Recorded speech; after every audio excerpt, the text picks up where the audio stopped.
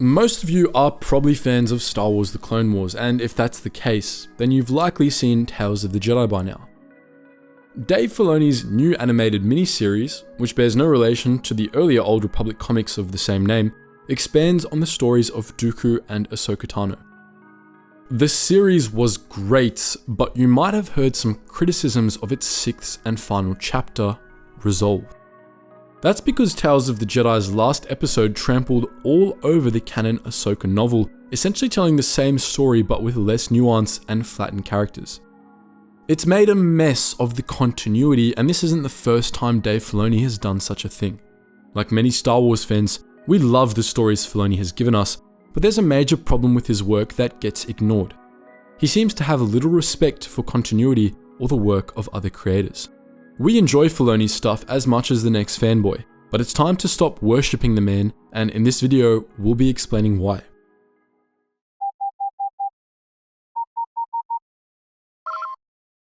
Attention, Sergeant on deck! In the years since the old expanded universe was branded Legends and sidelined in favor of a new canon timeline, Star Wars has seen its new canon swell to include a vibrant expanded universe of its own, complete with novels, comics, and video games.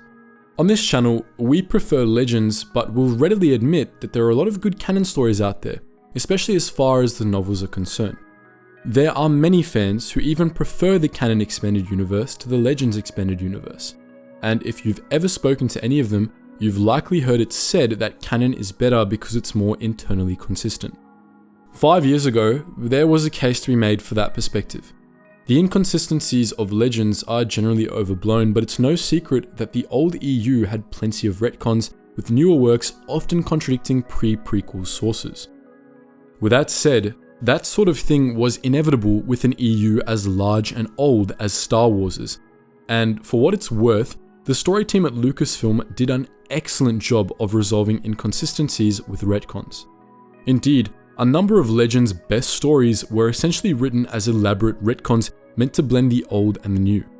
Furthermore, to make continuity clearer, Legends had a hierarchy of canon sources, classifying things like the films, the Clone Wars, as higher sources that took precedence whenever there was conflict with lower sources, which always at least made clear which source should be considered valid when contradictions arose. The new canon did away with that system, promising that it wouldn't be needed and that all canon material would be consistent and treated equally, from the films to the novels. Almost 10 years on, however, it's evident that Lucasfilm hasn't exactly kept that promise. Canon is already just as contradictory as Legends was, and this time there's no clear hierarchy of sources to help untangle things. Many sources and creators have contributed to this mess, but the worst offender so far has been Dave Filoni. That brings us back to Tales of the Jedi. 3 Tales of the Jedi's 6 episodes were focused on Ahsoka, and honestly, they were all considerably less interesting than the Dooku episodes. The last Ahsoka-themed episode described her adventures in the immediate aftermath of Order 66, showing how she got the new lightsabers she wields in Star Wars Rebels, and how she ended up as Fulcrum. There's one small problem with that though. That story had already been told.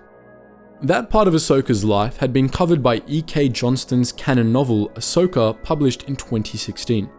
It was foundational for the new canon timeline, and the basics of the plot were virtually identical to the Tales of the Jedi episode, with a bit of the Siege of Mandalore thrown in at the start. The beginning of the novel was already overwritten by the final season of Star Wars The Clone Wars, which was to be expected. It was based on the unfinished Clone Wars episodes, after all. But with Tales of the Jedi, Filoni decided to adapt the rest of the book, and he butchered it.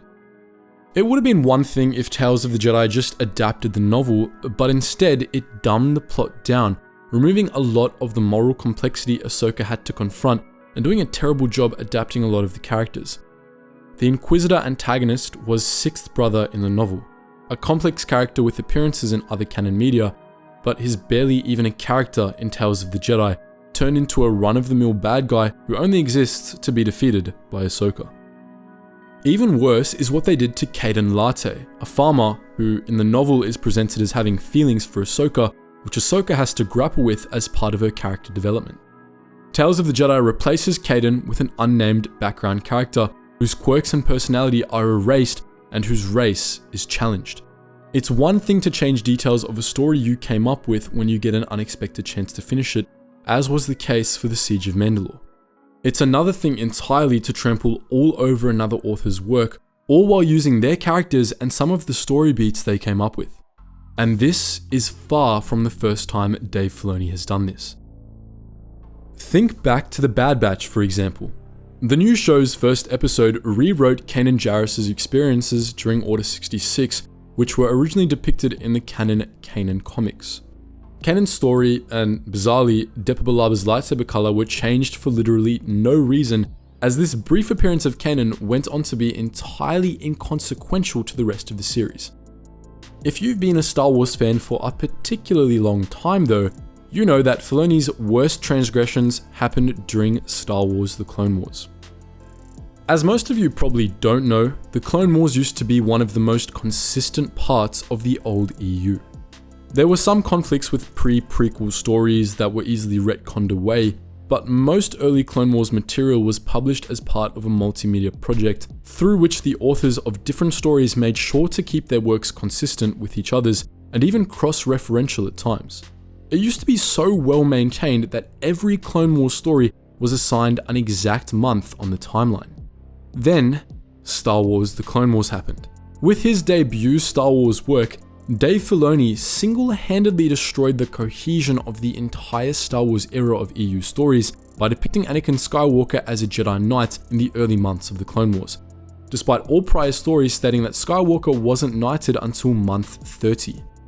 Because the old EU was made legends before the Clone Wars was properly finished, this was never resolved, making a colossal continuity mess. But the show didn't stop there.